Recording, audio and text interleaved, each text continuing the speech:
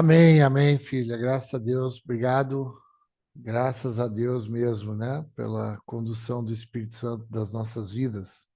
Irmãos, hoje eu queria assim quebrar um pouquinho o protocolo aqui, aquilo que é tradicional aqui na ETAP, mas eu tenho orado assim desde segunda-feira e eu quero trazer assim uma palavra que Deus tem gerado no meu coração a partir do que nós ouvimos no final de semana ali no culto à noite, né? O culto pela manhã, mas o culto à noite ali, o pastor Eduardo trouxe ali uma palavra e Deus, numa conversa minha com a Ina, Deus foi gerando em mim uma outra palavra em cima daquela palavra ali. E eu queria rapidamente assim repartir com vocês aqui. Eu estava pensando em esperar aí até domingo, até o final de semana ali para entender se era nos homens, entender se era nos empreendedores, entender se era nos atletas, entender se era no domingo, e eu compreendi que é aqui no Etap, aqui, irmãos, que eu quero repartir meu coração, assim, para já deixar com vocês, assim, esse pedaço de pão aqui. Então, vamos ali naquele texto ali que o pastor Eduardo trouxe para a gente, ali em Mateus 16. Mateus 16, que foi quando Jesus leva os discípulos dele para Cesareia e faz um questionamento a respeito da identidade dele, quem ele é, o que dizem que ele é, e algumas pessoas tinham ali uma conceituação mais ou menos aparente, que ele era João Batista, Elias, Jeremias, ou algum dos profetas. E aí ele pergunta para aqueles que andavam bem perto e diz: Olha, vocês, quem vocês dizem que eu sou? Aí o Pedro diz: Olha, tu é o Cristo, filho do Deus vivo. E aí, a partir disso, Jesus diz: Bom, isso aí é revelação, isso aí não é da carne, não é do sangue, isso é uma revelação. E é em cima dessa revelação que vai estar fundamentada a igreja. E as portas do inferno não vão prevalecer contra ela. Então, agora eu estou te entregando as chaves do reino. Agora, o que tu ligar na terra está ligado nos céus, e o que tu ligar nos céus vai estar ligado na terra. Então, essa é a declaração, né, de Jesus ali para Pedro, só que não está falando de Pedro, né, irmãos? Está falando de nós, está falando de cada um de nós, né? Quando a gente acessa essa revelação, né? Então a gente se torna esse fundamento, assim, da palavra de Deus. Aí vem o texto que o Eduardo trouxe para a gente refletir, orar e receber. E o versículo 21, eu quero me deter nesse 21 aqui, que diz assim, ó, desde esse tempo começou Jesus Cristo a mostrar a seus discípulos que era necessário seguir para Jerusalém, sofrer muitas coisas dos anciãos, dos principais sacerdotes e dos escribas, ser morto e ressuscitado no terceiro dia. E Pedro, chamando à parte, começou a repreendê-lo, dizendo: Tem compaixão de ti, Senhor. Isso de modo nenhum te acontecerá. Mas Jesus, voltando-se para Pedro, diz: Arreda, Satanás, tu para mim é uma pedra de tropeço, porque não cogito das coisas de Deus, mas sim as dos homens.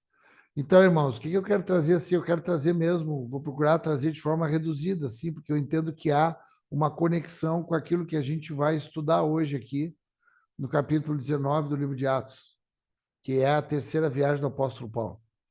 Quando Jesus está nesse momento aqui, ele é cheio, né, da revelação, ele é cheio, ele não é só um profeta, mas só que toda a profecia está nele também. Então, aqueles homens que entendem que ele é um dos profetas, eles não estão completamente errados, eles só não estão profundamente informados, porque não há revelação profunda que dá a informação completa.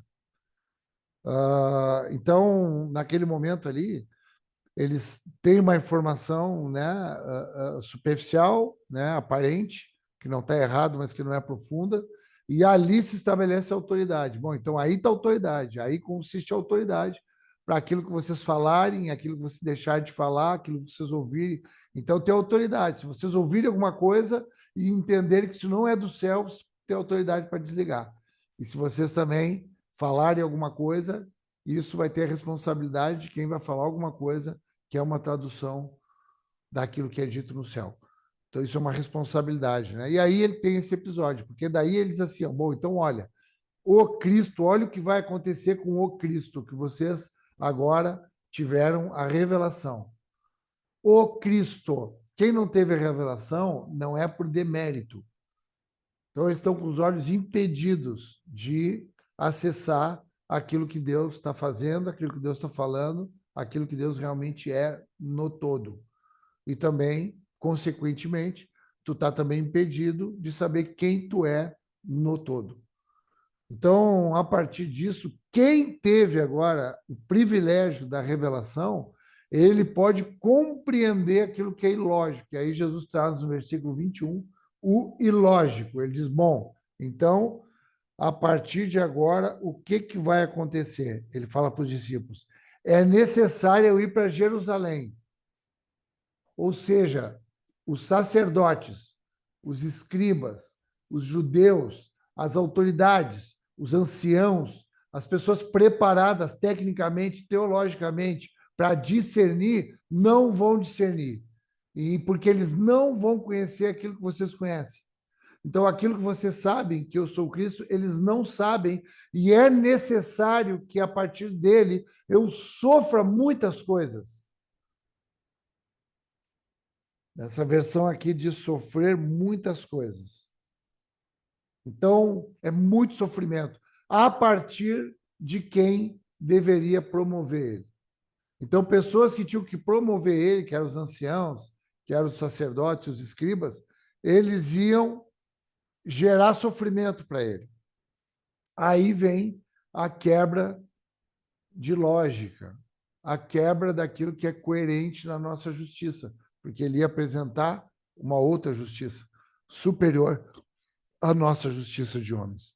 Então, naquele momento ali, ele diz, olha, é necessário que aconteça isso. Eu vou sofrer muito das mãos dessas pessoas em Jerusalém. Em Jerusalém, isso acontecer é ilógico.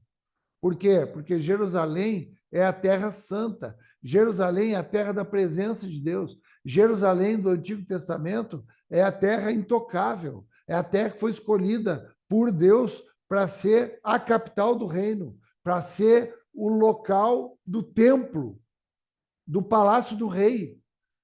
Jerusalém, a grande Jerusalém, a cidade santa, ia ser na cidade santa que iam acontecer essas atrocidades aos olhos humanos, mas que era um direcionamento de Deus para a vida dele. E ele assimilou isso.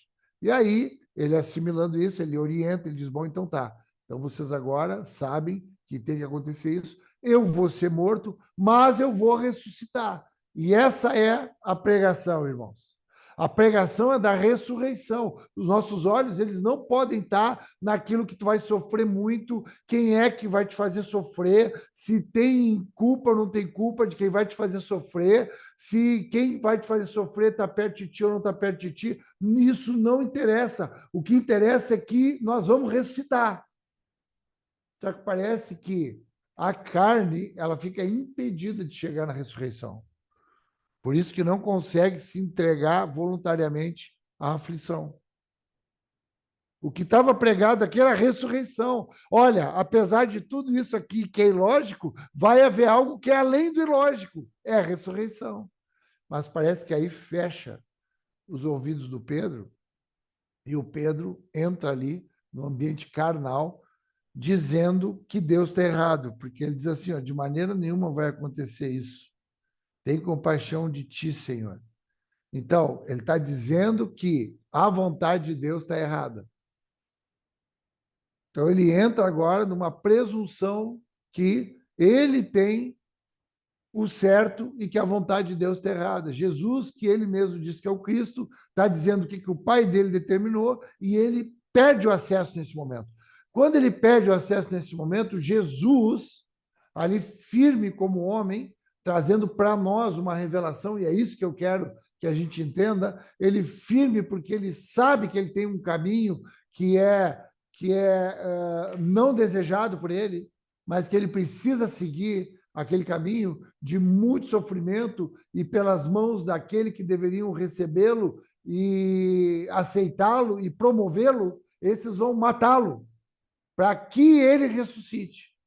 Então, ele sabendo disso, quando Pedro, o grande amigo dele, pega e se posiciona dessa forma, ele rechaça aquilo veementemente e faz uma leitura espiritual. Satanás, arreda daqui. E quando ele diz arreda daqui, ele não está dizendo, Pedro, sai daqui. Ele está dizendo, eu não aceito essa palavra. E aí ele desliga naquele momento ali aquilo que estava sendo ligado ali na terra. Pedro estava com autoridade ali. Pedro, quem sabe, pensou: não, eu tenho autoridade que eu recebi, as chaves de autoridade, então agora eu vou desligar isso aqui agora, porque o que foi dito aqui não é de Deus. E aí, quando ele quer desligar, Jesus desliga a fala dele e diz: Satanás, tu está fora do discernimento espiritual. E aqui eu quero que a gente entenda, irmãos, o melhor amigo dele ali, dentre os melhores amigos dele, é o que trazia ali uma palavra de pedra de tropeço e não de pedra de fundamento. Mas ele não tropeçou porque ele discerniu, ele reconheceu porque ele estava ali cheio de força, de ânimo para ir em direção àquele lugar da obediência e não da vontade dele. E aí eu fiz uma relação lá com Davi. Aí eu quero falar no livro de 1 Samuel, uma história que vocês conhecem. 1 Samuel, capítulo 17.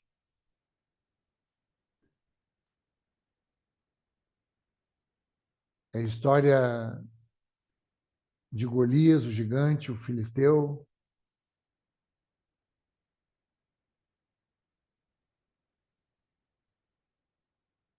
Aquela guerra. 1 Samuel 17. Que daí o Davi sai lá da casa do pai dele, onde ele está cuidando de ovelhas. Ele é ali direcionado pelo pai dele para ir na batalha lá, para levar alguns mantimentos para os irmãos dele, que são das fileiras do exército de Israel.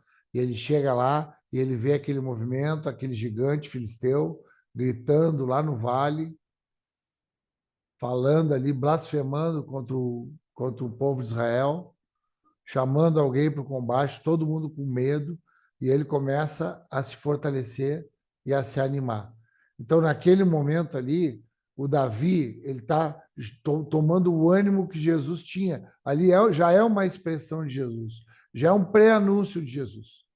Davi já está anunciando, Davi está ali como aquele ali frágil, que não tem nada nele de aparência que se veja nele, porque quando ele foi ungido rei, o Samuel recebeu ali uma orientação, uma exortação de Deus, quando ele quis ungir Eliabe como rei. Ele quis ungir Eliabe, porque Eliabe era o aparente, Eliabe era o mais velho, Eliabe era o forte, Eliabe era aquele que tinha todas as características visíveis de alguém que era rei.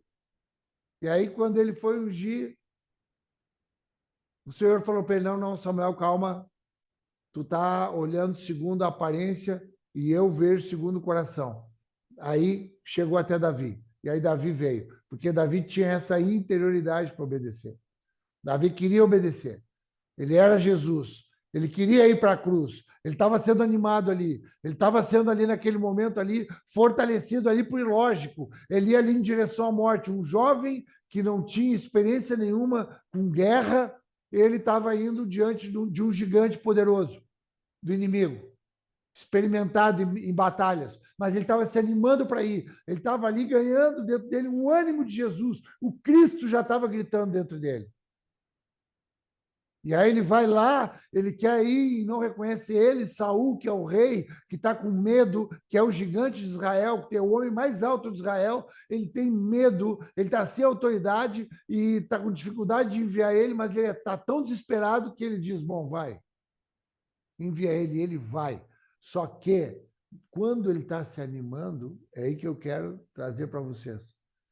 O Eliabe vem também falar com ele. No versículo 28, quando ele está se animando, no capítulo 17 do livro de 1 Samuel, diz assim, ó, ouvindo Eliabe, seu irmão mais velho, aquele que Samuel queria ungir, quando ouviu que o Davi estava ali se animando, perguntando o que está acontecendo, o que é, e ele estava vindo, estava querendo assumir uma posição de coragem diante de todo o medo e a covardia do exército, que esse homem mais velho ouviu o irmão dele falar aqueles homens, acendeu-se-lhe a ira contra Davi e disse, por que desceste aqui? E a quem deixaste aquelas poucas ovelhas no deserto? Bem conheço a tua presunção e a tua maldade. Desceste apenas para ver a peleja. Respondeu Davi, que fiz eu agora? Fiz somente uma pergunta. Desviou dele para o outro e falou a mesma coisa. E o povo lhe tornou a responder como dantes. Então, irmãos, o que eu quero trazer aqui? Que esse Pedro, essa voz de Satanás, vai vir através de gente que a gente gosta, através de gente que a gente tem carinho, através de gente que a gente tem conversas que são gostosas, através de gente que, quem sabe, já foi até usado por Deus na nossa vida, gente que é referência para nós. Vocês precisam, nós estamos aqui no etapa para vocês ganharem discernimento. A palavra é para a gente ter discernimento, para a gente poder entender essas vozes. Quando nós começarmos a nos animar, quando nós começarmos a crescer no nosso homem interior, nos renovar, ainda que o nosso homem exterior esteja se corrompendo, o homem interior vai se renovando e tu vai ganhando coragem de ir para o ilógico, de ir para onde tu não iria, de falar algo que tu não falaria, de te expor de uma maneira que tu não te exporia. Então, desse jeito, vai vir alguém perto de ti e vai dizer, vai questionar as tuas intenções. Eliabe questionou as intenções de Davi. E nesse momento ele teve uma atitude, ele virou. Irmãos, muitas vezes a gente está parando nessas pedras de tropeço porque são pedras que têm o respeito afetivo nosso. E nós não estamos para andar com ninguém para respeitar afetivamente. Nós estamos para obedecer espiritualmente se essa pessoa vier com uma palavra de Deus. Uma palavra do nosso Pai. Por isso nós temos que conhecer as Escrituras. Jesus reconheceu as Escrituras. Quando é que Jesus viu? Quando Jesus viu aquela fala de Pedro, Jesus viu as Escrituras e ele viu, essa voz é a mesma voz que eu já flertei com ela, que eu já me relacionei com ela no deserto. Eu já me relacionei com essa voz. Acho que o Léo ali abriu a... Eu já me relacionei com essa voz. Eu já me relacionei. É aquela mesma voz que queria me dar pão quando eu estava com fome, que queria que eu tivesse uma experiência extraordinária lá com anjos, que queria que eu tivesse acesso a todas as coisas boas e tendo que cultuar e me ajoelhar diante dele. É essa mesma voz. É a mesma voz que estava com Eva lá no início, na vida daquela serpente, é a mesma voz.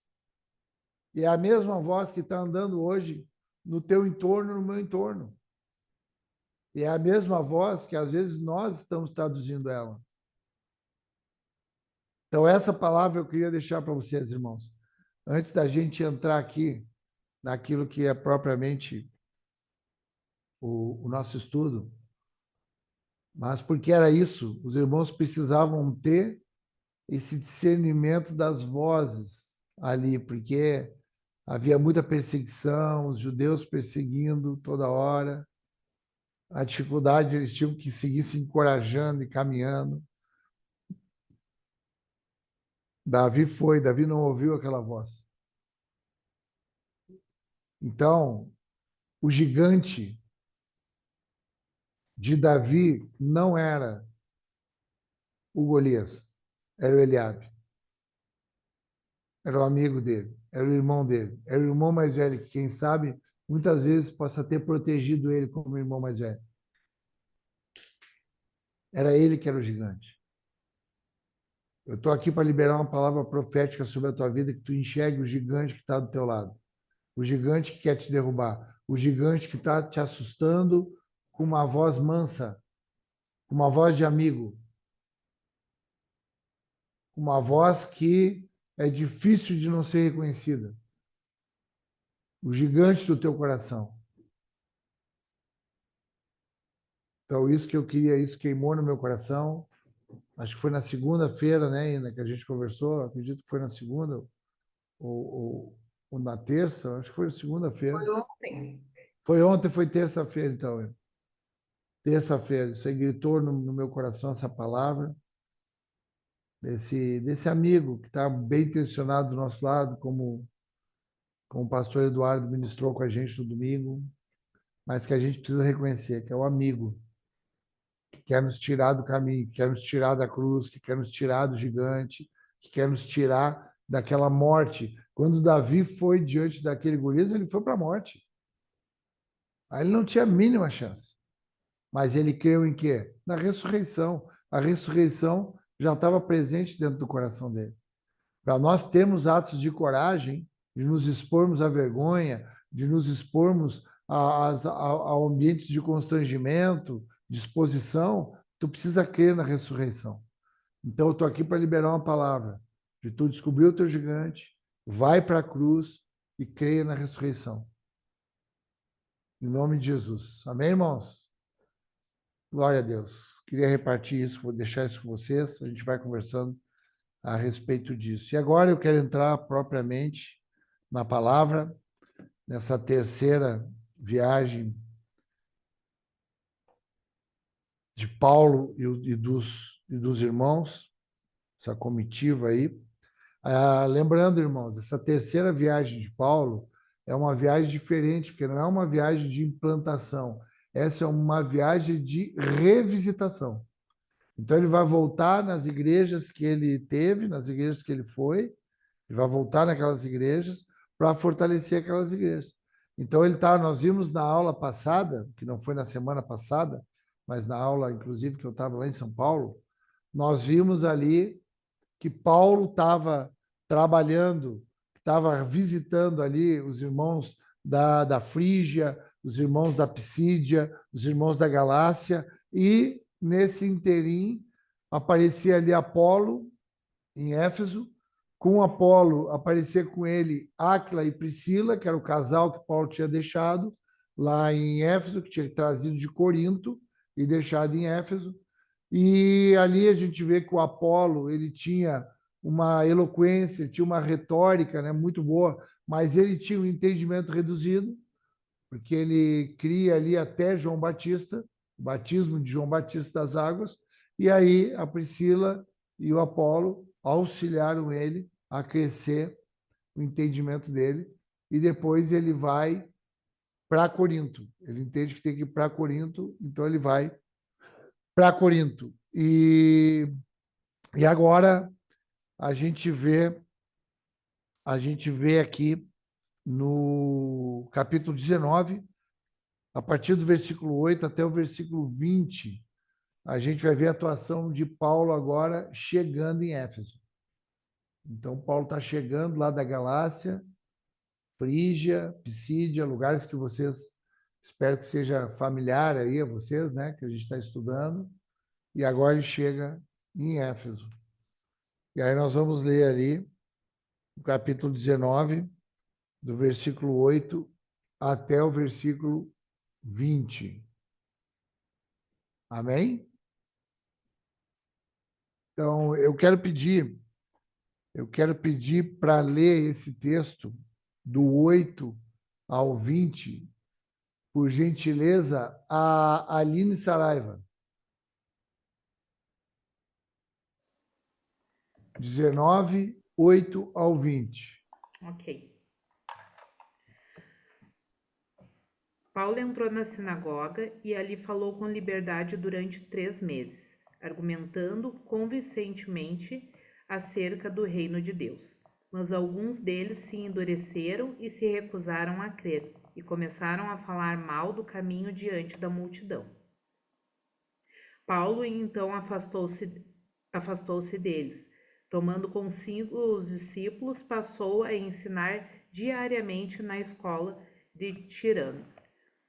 Isso continuou por 2 anos, de forma que todos os judeus e os gregos que viviam na província da Ásia ouviram a palavra do Senhor. Deus fazia milagres extraordinários por meio de Paulo, de modo que até lenços e aventais que Paulo usava eram levados e colocados sobre os enfermos. Estes eram curados de suas doenças e os espíritos malignos saíam deles. Alguns judeus que andavam expulsando espíritos malignos tentaram invocar o nome do Senhor Jesus sobre os endemoniados, dizendo: em nome de Jesus, a quem Paulo prega, eu lhes ordeno que saiam. Os que estavam fazendo isso eram os 7 filhos de Seva, um dos chefes dos sacerdotes dos judeus. Um dia, o espírito maligno lhes respondeu: Jesus eu conheço, Paulo eu sei quem é, mas vocês, quem são? Então o endemoniado saltou sobre eles e os dominou, espancando-os com tamanha violência que eles fugiram da casa nus e feridos.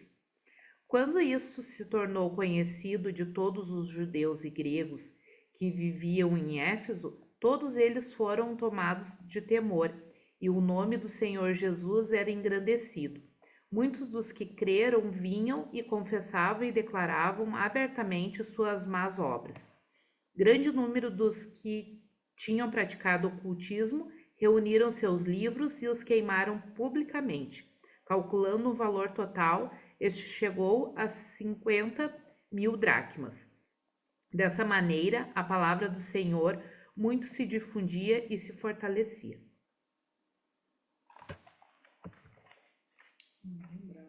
Irmãos, então agora a gente vê a chegada de Paulo em Éfeso e ele tem o mesmo modus operandi que ele teve nas outras cidades que ele chegou. Qual era o modo de ele atuar? Ele ia na sinagoga. A sinagoga é o lugar estritamente dos judeus. Paulo era um judeu. Não só um judeu, mas ele tinha uma autoridade judaica, ele era um rabino. Por isso que ele tinha ali o direito de falar, de ler a palavra. E é isso que ele fazia, ele usava, ele lia a palavra, a Torá, o Antigo Testamento, e anunciava Jesus como o Cristo, como o Messias, como o ungido, como aquele que os profetas já estavam dizendo que viria. Então, essa era a estratégia de Paulo. Isso dava certo no primeiro momento, as pessoas iam se convertendo, só que chegava um momento subsequente, lembram todos os judeus ali, todos os lugares que ele ia, alguns judeus eram tomados ali de inveja, de ira, e começava a se voltar e a perseguir Paulo, e em algumas cidades ele tinha até que fugir. Então, isso ele fez a mesma coisa. Então, ele ficou 2 meses ali, pregando na sinagoga, e aí acontece que há de novo esse endurecimento. E aí tem uma palavra, aqui diz que estavam endurecidos, né? Estavam endurecidos, ali no versículo 9, né? Alguém tem uma outra palavra aí? Quais as palavras que vocês têm diferentes aí? Que alguns deles se mostraram ali. Teimosos e descrentes. Alguém tem mais alguma palavra? Empedernidos e descrentes. Empedernidos. Essa é a palavra que eu queria pegar. Porque o que é empedernido? Está ligado com pedra, petrificado. Por isso que eu entendo que tem ligação lá com a palavra da pedra de tropeço. Como a gente fica com o coração petrificado. Como a gente recebe ali no primeiro momento, só que daqui a pouco endurece o nosso coração. Irmãos, aqui é uma noite hoje que Deus trouxe a gente aqui para tirar essa dureza do nosso coração, para tirar essa dura cerviz, para deixar a gente com o coração maleável, flexível, sóbrio. Porque essa pedra, esse coração de pedra, ele carrega uma convicção equivocada, que ela é imutável por rebeldia. Então, eles ficaram desse jeito, com o coração empedernido e descrente, falando mal do caminho. Lembro que o caminho era aonde eles eram chamados, os cristãos eram chamados de os do caminho. No primeiro momento era chamado de a seita dos nazarenos e depois de o do caminho. Quem é que pode me dizer aí aonde que foi Mariana Pedó? Aonde, qual a cidade que eles começaram a ser chamados de o do caminho?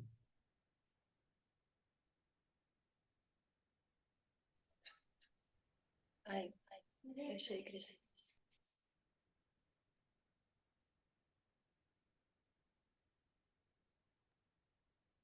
Não lembro, pastor. Tudo isso. Tá bom, vamos lá. Graças a Deus. Vamos firme aí, vamos em frente. Daqui a pouco alguém acha aí e a gente conversa. Mas os do caminho eram os cristãos. Então eles começaram a falar mal.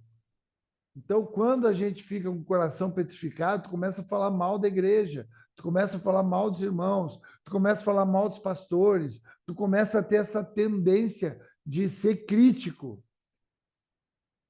E eu não estou dizendo aqui que a gente não tem que ser crítico, mas um crítico com um coração endurecido é um crítico a partir de uma arrogância, de uma prepotência. Uma coisa é crítico a partir de prudência e responsabilidade. E outra coisa é ser crítico a partir de rebeldia e de insubmissão. Então, é isso que começou a acontecer. Eles começaram a falar mal, e diante da multidão. E aí, Paulo se separa deles e vai agora pregar na escola de Tirano. Essa escola de Tirano havia, naquele tempo, aqui nós estamos falando do mundo a partir do Império Romano, mas o mundo grego, o mundo filosófico. A Grécia é o berço da filosofia, é o mundo da retórica, é o mundo da eloquência, é o mundo da persuasão por palavras. Lembra dos sofistas, que eram os profissionais que iam nas praças públicas falar, trazer conceitos, trazer temas. Eu tenho dito que a gente vive hoje a era do discurso. E parece que isso está muito ligado a esse tempo. As pessoas amavam ver esses sofistas nas praças falando dos mais variados temas e conteúdos. Pagavam para eles, eles ficavam ali com o chapeuzinho deles, com o baldezinho deles ali, e aí ali era o sustento deles. Por quê? Porque tinha ali audiência, porque havia ali ouvintes ali.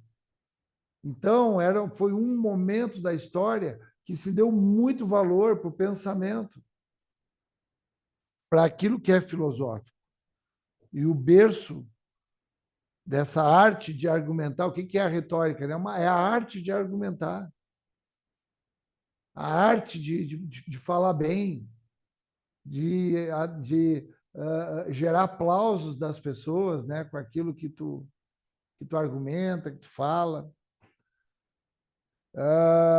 Tinham várias escolas. Uma dessas escolas era desse homem chamado Tirano. E esse homem aí, de alguma maneira, ele se converteu e aí, ó, saiu ali os do caminho ali, ó. Ele se converteu e ele mesmo abriu, disse, Paulo, vem para cá, lá está todo mundo endurecido, lá existe uma insubmissão, lá existe lá uma desobediência, não há uma aceitação, então agora vem para cá, para essa escola aqui, nós temos a escola aqui durante um turno, no outro turno tu pode usar isso aqui. Diz que ele todos os dias, na sinagoga era só os sábados, e agora era todos os dias. Ali diz, né, que todos os dias ele ministrava, ele pregava, e muita gente começou a se converter. Muita gente começou a ouvir a palavra e começou a... Toda a Ásia começou a receber, né? E diz que Deus aí, pelas mãos de Paulo, no capítulo, no versículo 11, fala, fazia milagres extraordinários. E aqui é bom tu já estar atento para esse milagre. É importante o que ele está falando aqui, ó. Deus fazia os milagres através das mãos de Paulo. Milagre, a conceituação teórica, teológica de milagre é uma suspensão das leis naturais. É como se Deus suspendesse as leis naturais naquele momento do milagre. É Jesus andando sobre as águas ali. Ali, naquele momento, Deus suspendeu a lei da gravidade, suspendeu as leis naturais para que houvesse milagre. Um doente, né, que ele está ali, a ciência, que é a lei natural, está determinando, e aí Deus suspende e cura. Mas também Deus faz milagre a partir do natural também. E ele começou a usar a vida do apóstolo Paulo. E aí a gente vai ver mais tarde um pouquinho por que Deus fez esses milagres extraordinários. É a única vez que aparece no Novo Testamento, a partir da vida de Paulo. Esses milagres sobrenaturais, esses movimentos que os lenços, os aventais, pegavam ali, iam e pegavam os lenços, os aventais do Paulo e levavam para as pessoas e as pessoas eram curadas. Agora, irmãos, isso não é uma doutrina. Aqui vai ter alguns aspectos nesse texto aqui que a gente tem que cuidar para não tornar doutrina. Porque se tu tornar doutrina, daqui a pouco tu vai estar procurando gente que tem esse poder e tu vai estar querendo esse poder também. E aí isso pode gerar uma frustração. Ou o diabo pode até dar um poder para a gente para nos gerar engano também. Isso aqui aconteceu para que a palavra de Deus crescesse, que é o que está conectado no último versículo que nós lemos, o 20. A palavra crescia, a palavra permanecia poderosa. Então, todo milagre tem que ser uma expressão da palavra, tem que caminhar junto com a palavra. O milagre ele não pode vir dissociado da palavra. Ele vem com a palavra. Os milagres é para que as pessoas creiam. Então, o milagre ele vem junto com a palavra. Ele caminha com a palavra. Mas Deus usava a vida do Paulo para fazer coisas extraordinárias. E aí ele começou a fazer prodígios, né, e libertações, né, os espíritos malignos se retiravam. E aí aparece agora aqui alguns judeus exorcistas aqui. Uma casa de judeus ali, filhos de um homem chamado Cefo, que eles vão lá numa casa onde tem ali um endemoniado. E isso era muito comum dentre os judeus. Dentre os judeus era muito comum ter esses homens, eles se chamavam, anota isso é interessante assim para a informação, eles eram chamados Hassidim, que eram homens santos. Hassidim. Hassidim, que eram homens santos, que eram exorcistas judeus. E que no Novo Testamento apareciam muitos desses homens que faziam esses movimentos. E esses homens aí faziam esses movimentos, eram profissionais. Havia muito misticismo. E eles eram profissionais, eles faziam isso. Inclusive até os críticos do Evangelho, isso aqui é só nível de conhecimento, irmãos. Os livros, né, a literatura histórica, teológica, fala desses Hassidins, que eram homens santos. E as pessoas que queriam criticar o Evangelho de Jesus diziam que ele era um Hassidim, porque ele fazia esses sinais, esses milagres, esses exorcismos, libertações. Então, eles não criam e eles argumentavam que ele era um Hassidim. Então, né, mas elimina isso da tua cabeça, tomara que ninguém caia aqui na fé aqui por causa disso. E duvide também que Jesus é um Hassidim. Se bem que se duvidar é porque, na verdade, nunca teve fé. Então, esses exorcistas. E aí eles chegam naquele ambiente ali, e aí eles fazem uma coisa que é muito comum para nós, usar o nome de Jesus. Eles viram que havia poder no nome de Jesus. Só que o poder não estava no nome de Jesus, estava nos irmãos. Deus fazia sinais através do nome de Jesus, mas através da vida de Paulo, através do testemunho de Paulo. E ser-me-eis testemunhas em Jerusalém, Judéia, até os confins da terra. Então, eu testemunho, muitas vezes a gente fala, né? Fala alguma coisa para nós, a gente fala, está amarrado em nome de Jesus. Ah, em nome de Jesus, tem um endemoniado ali, tu vai expulsar em nome de Jesus. Irmão, não é o nome de Jesus, é a tua vida, tem que viver o nome de Jesus. A tua vida tem que ser o nome de Jesus. Aqui é claro que há um reconhecimento espiritual das nossas vidas, irmãos.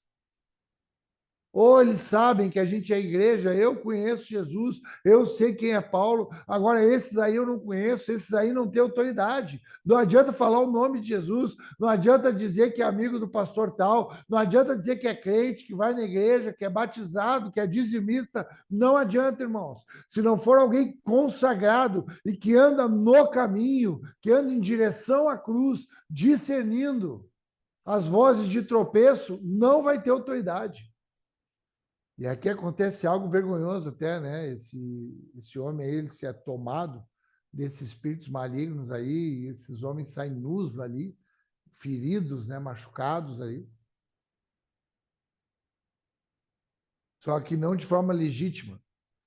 Jesus ia ser ferido, ia sofrer, ia ser morto de forma legítima. Esses homens foram de forma ilegítima.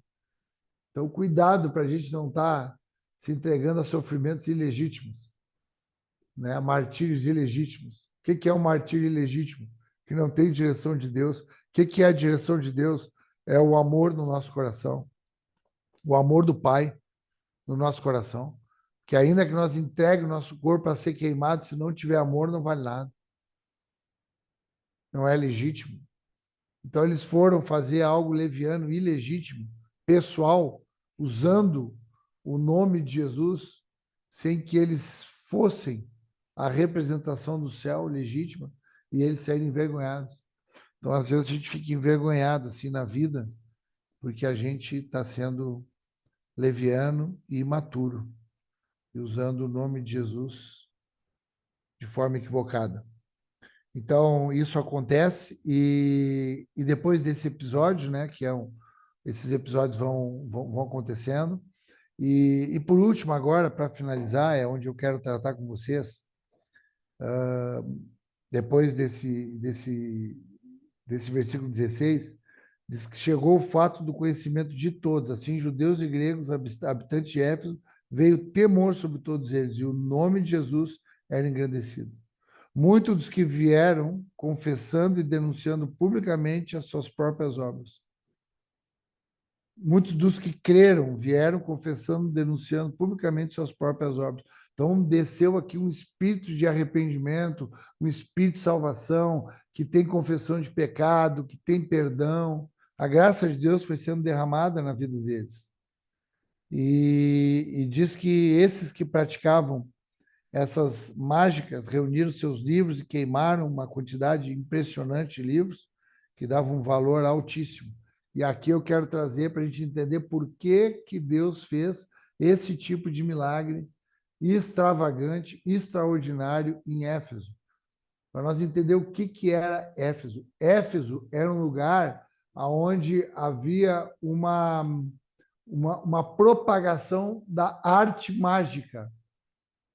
Tu viu que ele fala ali, né? Artes mágicas ali, ó, no versículo 19, também muitos que haviam praticado artes mágicas. Então, o que eram artes mágicas? Isso aí era uma profissão, isso aí era um dom, isso aí era gente, que assim como os judeus tinham ali os Hassidins, tinha na cidade essa prática nessas artes mágicas. E aí escreve aí o que são essas artes mágicas.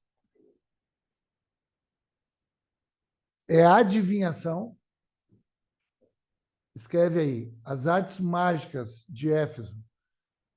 Era muito famosa essa cidade por isso. Uma cidade que cultuava Afrodite. Então era adivinhação, exorcismo, fórmulas secretas. Sabe as fórmulas secretas, a magia? Ah, se fizer tal coisa ali, uma receita ali, teu marido vem de novo, tu deseja mal para alguém ou recebe algum benefício de alguém. Então, adivinhação, exorcismo, fórmulas secretas, conjuração e evocação de mortos. Conjuração, jurando pelos mortos, né?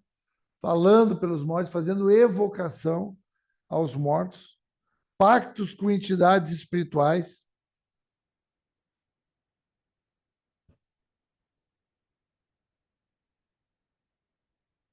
Pactos com entidades espirituais. Encantamentos e rituais com o objetivo de alcançar o favor dos mortos e dos espíritos. Encantamentos e rituais com o objetivo de alcançar o favor dos mortos e dos espíritos. Então, isso era uma prática de Éfeso, isso era muito comum na cidade de Éfeso. Isso era tão comum na cidade de Éfeso, irmãos. Tão comum essas artes mágicas, e por isso que Deus realizou esses sinais, esses milagres a partir da palavra, através da vida de Paulo. Porque era tão forte isso que acontecia que o imperador Nero, que mais ou menos nessa época assumiu como imperador, ele mandou um homem, comissionou um homem chamado Apolônio. Escreve isso, que é interessante tu conhecer esses fatos históricos, que eles dão tamanho naquilo que Deus está fazendo. Nessa terceira viagem e nessa cidade. Essa cidade é muito importante. A cidade de Éfeso, ela é chamada Igreja Mãe. A igreja que tem em Éfeso é chamada Igreja Mãe. É uma igreja que tem uma carta lá em Apocalipse, aquela carta que diz que tenho contra vocês que deixaram o primeiro amor. Lá em Apocalipse 2. O homem chamado Apolônio, ele recebeu toda o patrocínio, todo o auxílio do imperador Nero para estabelecer uma escola de bruxaria em Éfeso. Uma escola de artes mágicas, de bruxaria. Então, tinha uma escola muito famosa que foi estabelecida pelo imperador. Imagina a regularização, a oficialização que tinha isso. Como a gente tem hoje, né, as oficializações aí governamentais, né, de atos que são completamente contrários à palavra de Deus e estão sendo validados, né? Então, por isso, porque Éfeso tinha esse componente que Éfeso foi, por exemplo, isso é outra coisa que é bom tu escrever aí na aula de hoje. Em Éfeso foi que Paulo escreveu a carta aos Gálatas. Foi em Éfeso. Nesse tempo que Paulo estava em Éfeso, foi quando ele foi em Corinto e voltou muito chateado de Corinto, quando ele escreveu a primeira carta. É quando ele vai lá visitar Corinto, quando ele vai a Corinto pela segunda vez. Lembra que na segunda viagem ele teve em Corinto, capítulo 18 ali, Áquila, Priscila, ele queria ir embora. Não vão ficar aí, tem muita gente nesse lugar. Aí, quando ele volta agora em Corinto na segunda vez, ele volta chateado de lá. E ele escreve aquela carta dura, 1 Coríntios, né? Uma carta dura. Foi ali. Nesse tempo aqui, foi aonde Paulo estabeleceu igreja em Hierápolis, Laodiceia e Colossos. Olha como aconteceu coisa, como foi frutífera essa estada dele ali. E Heráclides, Laodiceia e Colossos. Foi nesse tempo aqui, dessa aula de hoje. Escreve isso que é importante, irmãos, saber disso. Ali, nesse tempo ali, 3 homens muito importantes começaram a caminhar com a comissão ali do Paulo, que é Tíquico, vocês vão ler muitas vezes na Bíblia o nome dele, Filemon e Epáfras. Tíquico, Filemon e Epáfras. A partir desse momento, eles começaram a caminhar junto ali. Então, foi um tempo muito frutífero. Então, tu vê que, apesar de toda a dificuldade, o mapeamento espiritual daquela cidade era terrível, mas a graça que tinha na vida deles era compatível. Na cidade onde a gente está, na cidade onde a gente é enviado, tem ali uma realidade espiritual. Mas há algo de Deus na nossa vida que se sobrepõe, que prevalece. Por isso que a palavra prevalecia, ela crescia ali nesse lugar. Terrível, mas é frutífero. Porque Deus nos planta ali. E quando Deus planta, a semente dele é frutífera. Se tornou uma grande igreja. E quando diz que a palavra ali crescia e prevalecia poderosamente, no último versículo que nós lemos, o 20, está falando ali de número mesmo, de quantidade de pessoas que estavam crescendo nessa consciência, desses irmãos que estavam se levantando com essa consciência. E muitos deles eram esses que eram mágicos, que praticavam artes mágicas. Tanto é que muitos livros foram queimados. Deu um montante de dinheiro muito alto. Esse montante de dinheiro aqui significava 50 mil dias trabalhados. 50 mil dias trabalhados. Era o valor daqueles livros que foram queimados. Só que aqui eu acho que foi a primeira vez, né, que houve a quebra de maldição aí, queimar livro. Eu já passei por isso, queima livro, quebra estátua e atira não sei o quê, meu Deus.